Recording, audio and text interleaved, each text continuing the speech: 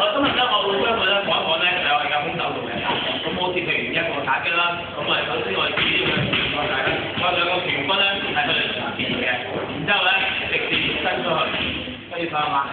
咁我哋搞邊一度咧？我哋咧可以搞埋個臂梁啦，又或者搞埋個心口。最主要個目標咧就係咧，我哋第一定要拳威民。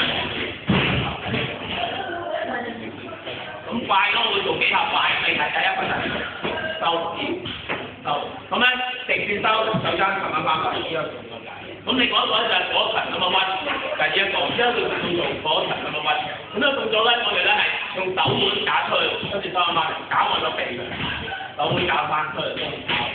咁主要咧嗰個動作係咧，我哋需要一放鬆個手腕啦，打出去收翻嚟，就好似我而家快咁樣，收翻嚟有手，就咁。係啊，好，今日咧我哋淨係講咗呢兩個動作，咁下一次咧我哋將會咧再講其他嘅動作俾大家聽。